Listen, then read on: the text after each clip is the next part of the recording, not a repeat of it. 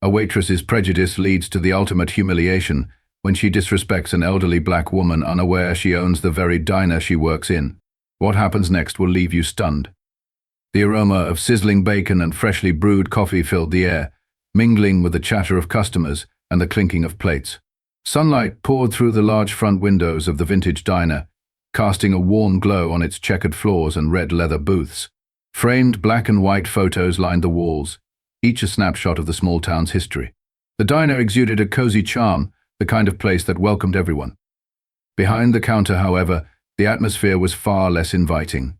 Claire, the main waitress, darted between tables, her ponytail swaying as she slammed plates onto counters with practiced precision. Her sharp heels clicked against the floor, a metronome to the morning chaos. Overworked and visibly irritated, Claire snapped at the young busboy struggling to clear a table. "Danny, hurry up. We don't have all day," she barked, her tone sharper than the morning coffee. The regulars noticed her mood but stayed silent. Claire was known for her efficiency, not her patience.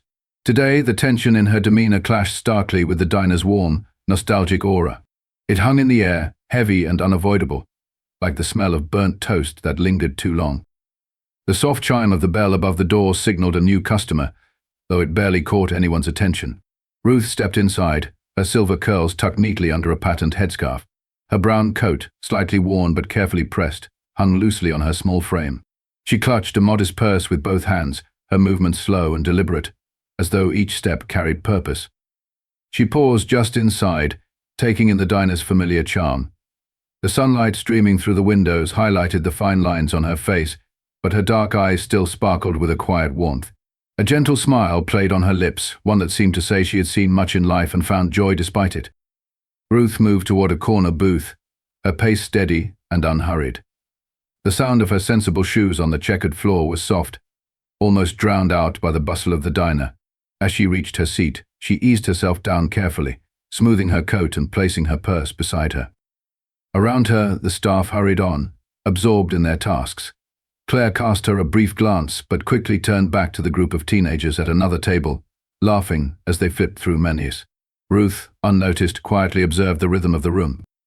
Her eyes lingered on the small vase of plastic flowers at her table. She adjusted it slightly, her fingers brushing the edges with care, as though even this tiny act deserved attention. Across the room, a young couple sat close, sharing a milkshake, their fingers brushing lightly over the table. The scene brought a faint glimmer of nostalgia to Ruth's expression. She settled in with patience, her quiet presence a stark contrast to the chaos around her.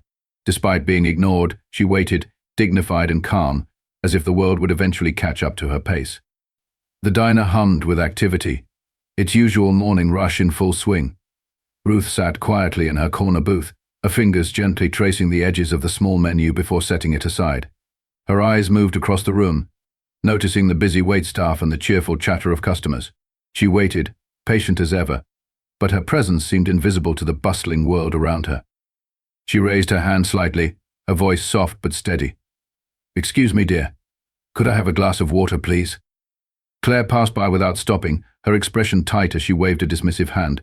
"I'll get to you in a minute," she said curtly, her tone sharp, as though Ruth's polite request had been an intrusion. Ruth's smile faltered for a moment, but her calm demeanor remained. She lowered her hand, her gaze flickering to the plastic flowers on the table. She adjusted them again, a small act of distraction. Across the diner, a few customers glanced her way. Their looks were fleeting, disinterested, before they turned back to their conversations. Ruth's quiet dignity stood out, but it was met with indifference, a subtle exclusion that hung heavy in the air. The moment stretched, the cheerful hum of the diner contrasting with the growing weight of being overlooked.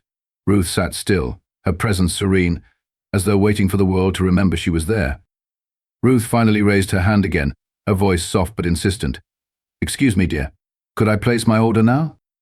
Claire, balancing a tray with one hand and holding a coffee pot in the other, turned sharply toward Ruth. Her eyes flashed with irritation. "I said I'd get to you," she snapped, loud enough for nearby customers to glance up. "Can't you see I'm busy?" The tone caught Ruth off guard. She lowered her hand slowly, her face momentarily shadowed with confusion. "I didn't mean to rush you," she replied, her voice calm, almost apologetic. "I just thought." "You just thought what?" Claire interrupted, a word slicing through the hum of the diner. That I'm standing around doing nothing. Some of us are working here. A hush fell over the nearest tables. Customers exchanged uneasy glances, sensing the tension. Ruth clasped her hands on the table, her posture straightening slightly. I only wanted to order a coffee, she said gently. Claire's frustration boiled over. She stormed toward the table, slamming down the tray onto the booth beside Ruth. The napkin holder rattled, and the silverware clinked loudly against the tabletop. Coffee. Fine. Anything else? Ruth reached out, startled by the tray's impact. Her fingers brushed the napkin holder, accidentally tipping it over. A few napkins fluttered to the floor, the sound barely noticeable in the silence that followed. Claire's eyes narrowed. Really? She hissed, her tone dripping with disdain. You're making a mess now? Ruth bent down slowly to retrieve the fallen napkins, her movements deliberate but shaky. I didn't mean to cause trouble, she said softly, looking up at Claire. But Claire didn't soften. Her gaze hardened further, and a murmur of unease rippled through the room. Ruth gently bent down, her hands trembling slightly as she reached for the scattered napkins on the floor. Her movements were slow, careful, as though she didn't want to disturb the fragile silence in the diner. The room felt heavy now, the usual hum of conversation and clinking dishes drowned out by the palpable tension. Claire stood above her, arms crossed tightly, her gaze cold and unrelenting. She tapped her foot impatiently, the sharp clicks echoing like a clock ticking down. Hurry up, she muttered, loud enough for Ruth and a few nearby customers to hear. I'm sorry, Ruth said softly, her voice trembling but steady enough to carry across the space. I didn't mean to cause a problem. I just. Claire's sharp laugh cut her off. Didn't mean to cause a problem? Lady, you've been nothing but a problem since you walked in here. A few gasps escaped from nearby tables. A young mother shielded her child's curious gaze while an elderly couple exchanged looks of discomfort. Ruth slowly straightened up, napkins in hand, and set them gently back on the table. I only came here for a coffee, she said, her tone unwavering despite the sting in her eyes. Claire stepped closer, her voice lowering but no less venomous.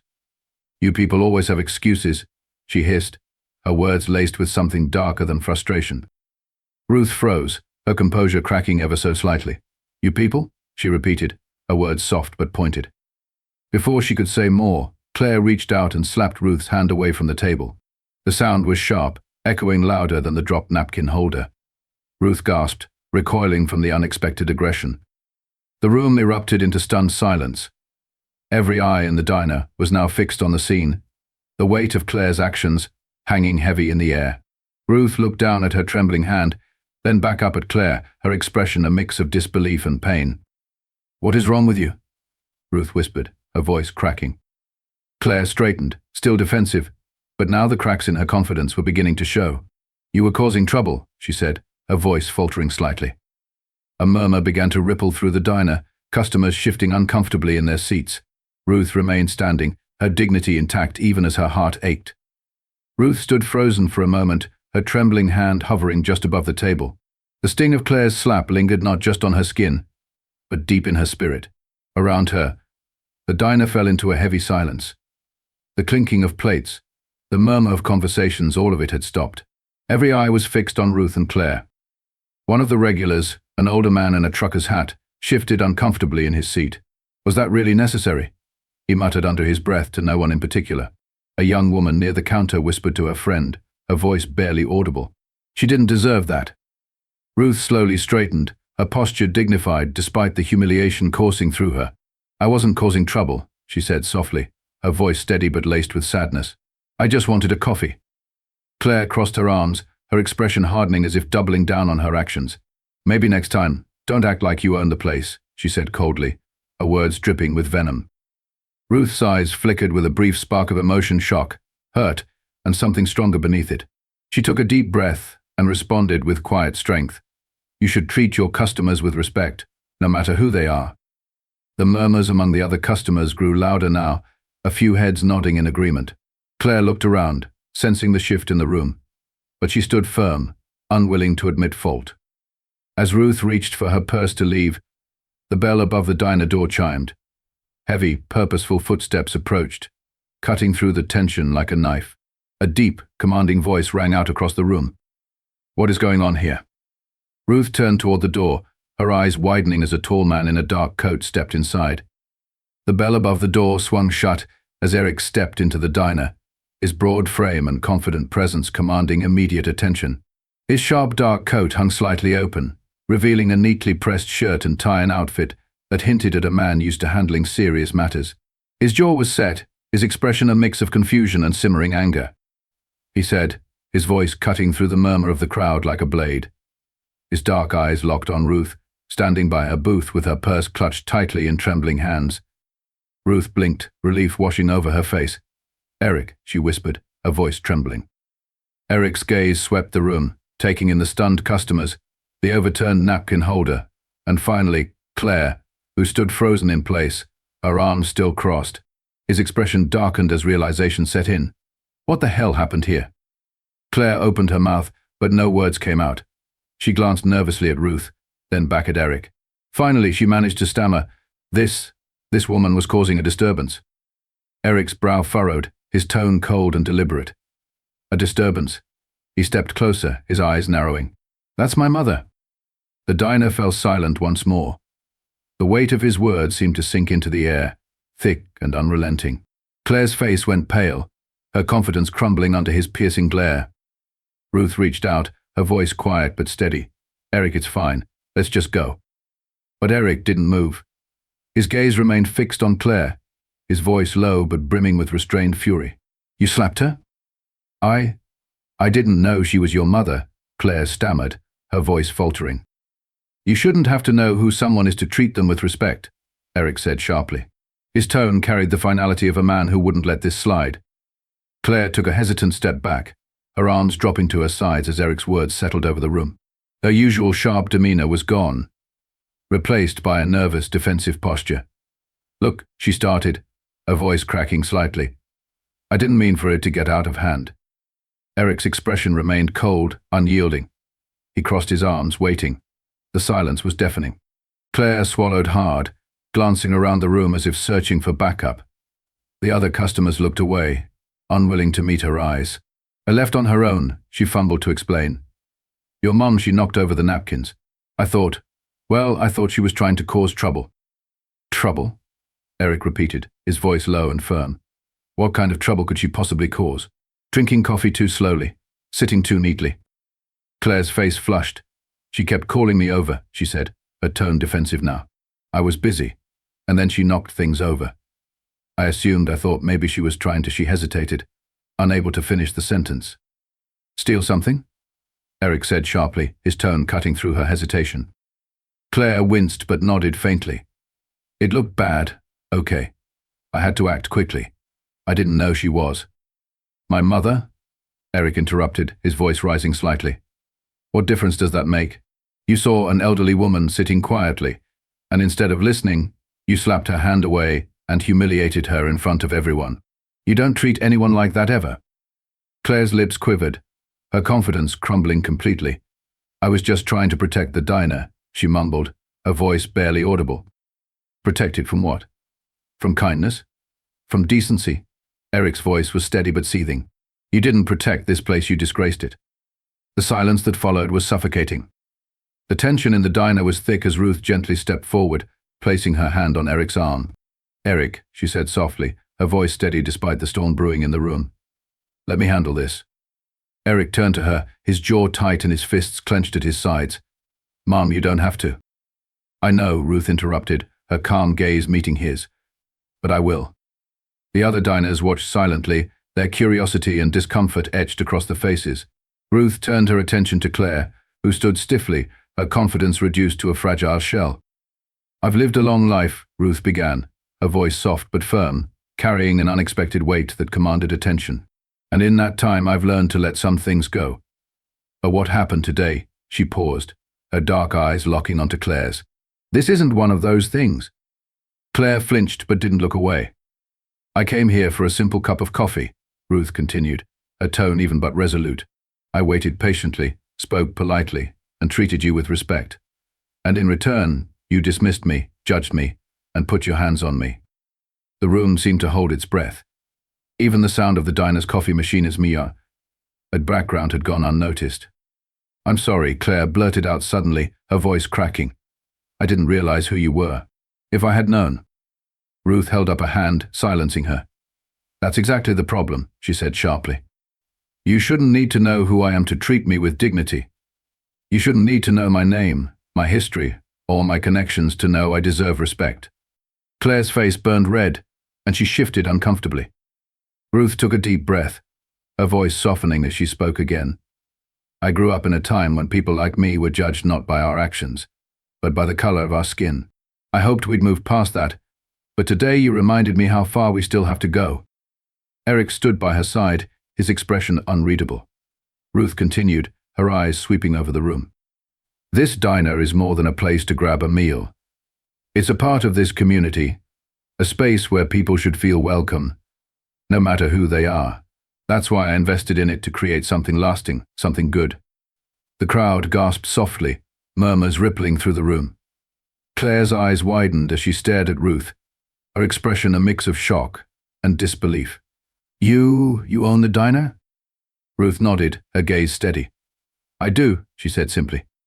The weight of her words settled over the room. Claire looked as though the ground had been pulled from under her feet.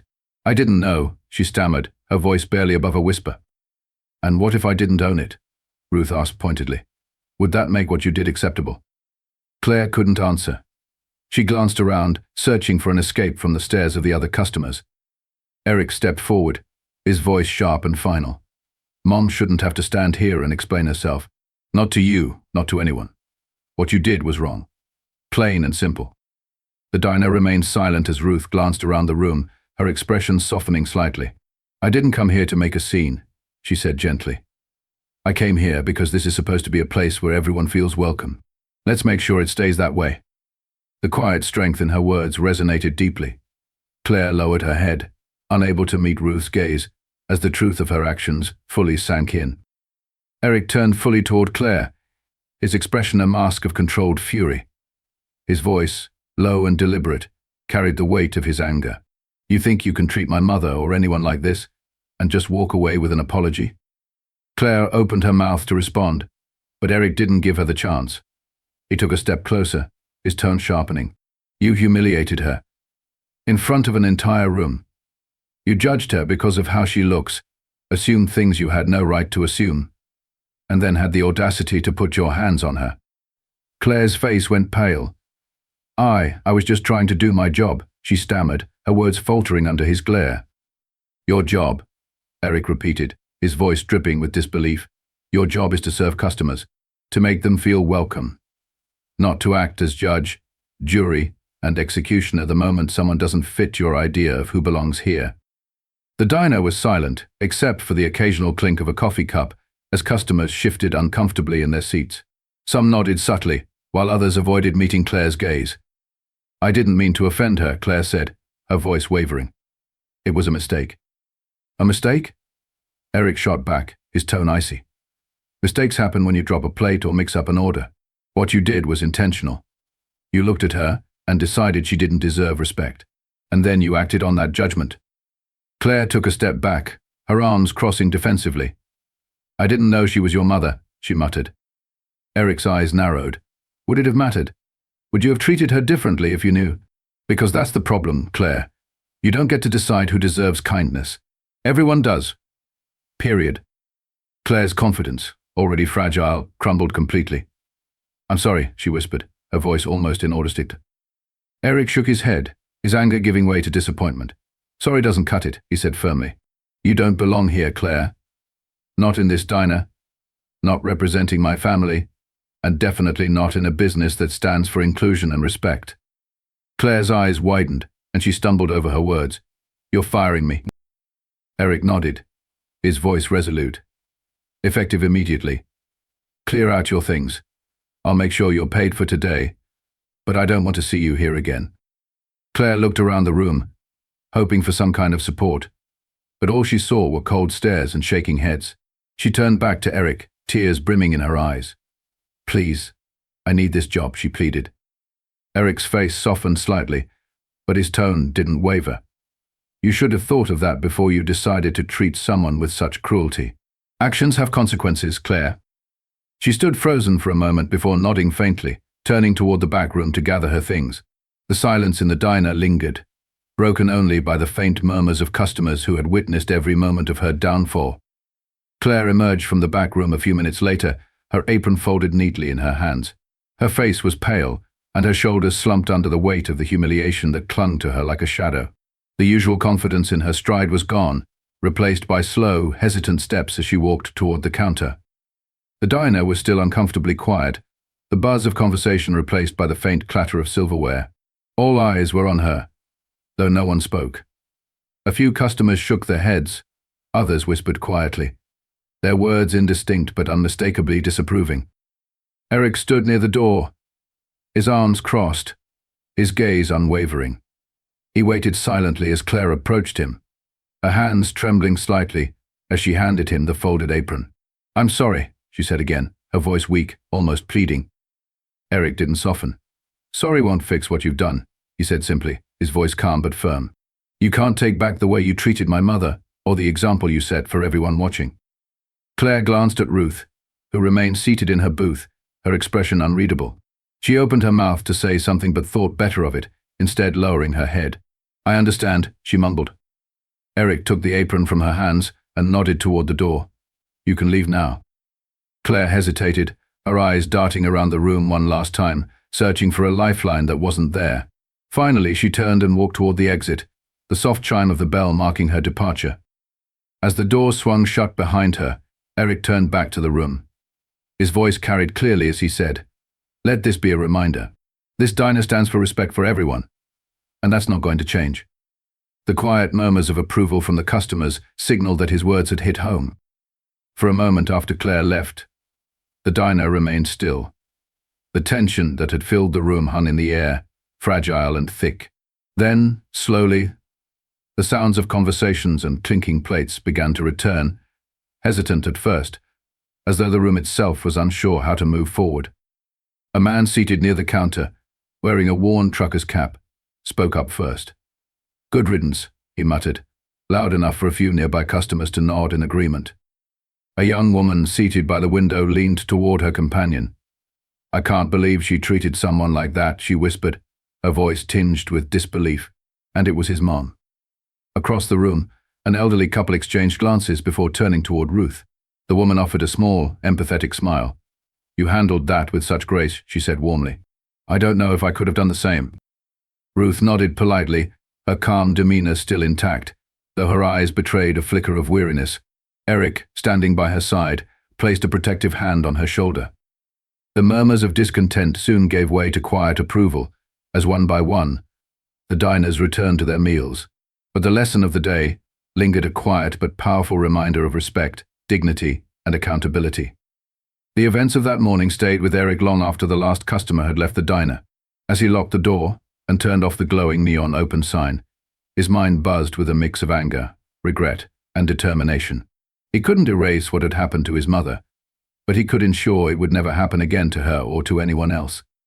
The next day, Eric gathered his team for an emergency meeting. The staff sat around a table in the diner's back office, their expressions a mixture of curiosity and apprehension. Ruth sat quietly in the corner, her presence a reminder of why this meeting was happening in the first place.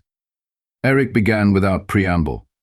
"What happened yesterday wasn't just an embarrassment to my family, it was an embarrassment to this diner and everything it stands for."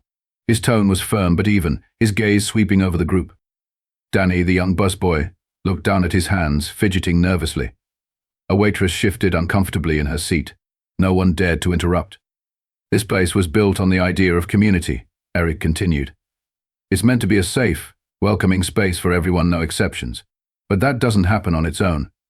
It's up to each of us to create that environment. And yesterday, we failed." He paused, letting his words sink in. Then, with a deep breath, he laid out his plan.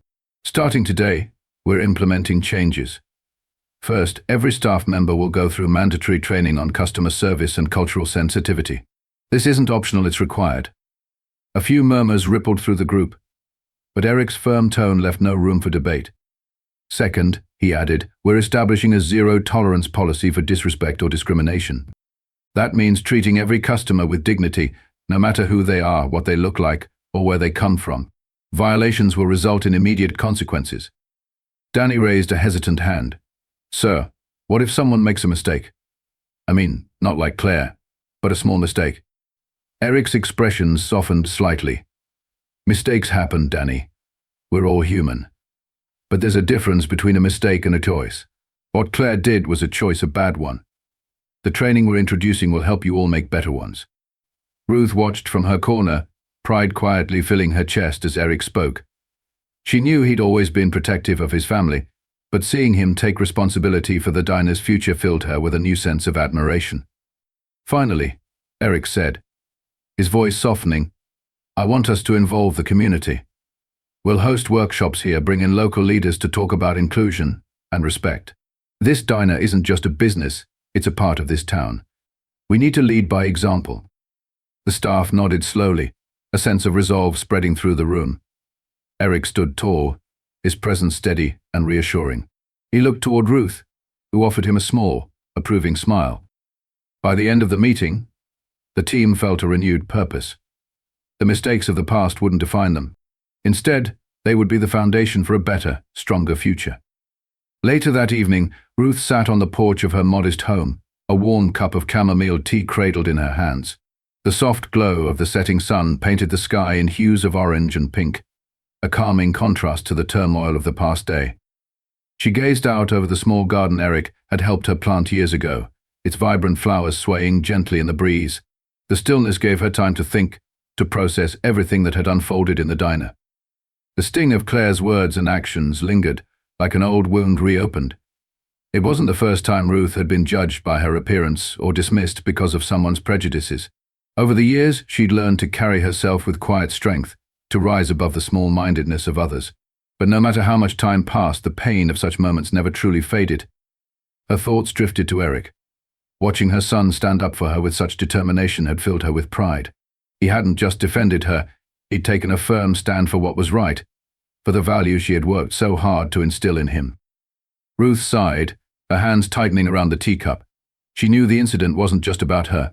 It was about something much larger, a culture of assumptions and biases that had taken root in even the smallest corners of society. Her mind wandered back to the diner's customers, their expressions ranging from discomfort to silent approval as Eric called out Claire's behavior. Some had looked ashamed for not speaking up, while others had seemed emboldened by Eric's words. Ruth hoped the moment had planted a seed in their minds, a reminder to treat others with kindness and respect. The sound of Eric's footsteps on the porch pulled her from her thoughts. He sat down beside her, his presence warm and steady. "You okay, Mom?" he asked gently. Ruth smiled softly, glancing at him. "I am," she said, her voice carrying a quiet strength. "I'm proud of you, Eric. You turned something awful into an opportunity to make things better." Eric placed a hand over hers, his expression thoughtful. "You taught me how to do that," he said. Ruth chuckled lightly, her eyes glistening with emotion. "Well, I suppose it's working." As they sat together, the sun dipping below the horizon, Ruth felt a renewed sense of hope. Change was slow, but it was possible. One step, one story, one act of courage at a time. A week later, Ruth stepped into the diner once again. The familiar chime of the doorbell greeted her, but this time, the atmosphere felt different. Worn smiles greeted her from the staff as they bustled around, their movements lighter, more intentional. The changes Eric had promised were already beginning to take root. As she made her way to her usual corner booth, a young waitress approached with a bright smile. "Good morning, ma'am," she said warmly, placing a glass of water on the table without being asked. "Can I get you anything to start with?" Ruth smiled back, her heart swelling with quiet gratitude. "Just a coffee for now, dear," she replied. She glanced around the room, taking in the subtle shifts. Customers seemed more engaged. Staff moved with purpose, and there was an unmistakable sense of care woven into the diner's rhythm. Eric had worked hard to create this environment, and Ruth couldn't have been prouder. As Eric stepped out from the kitchen, his eyes met hers. He walked over, his smile as genuine as ever. "How's everything?" he asked, sliding into the seat across from her. "Perfect," Ruth said, her voice soft but full of meaning. The bell above the door chimed again, welcoming another customer, and Ruth felt a sense of peace. The world wasn't perfect, but it was changing one small step at a time.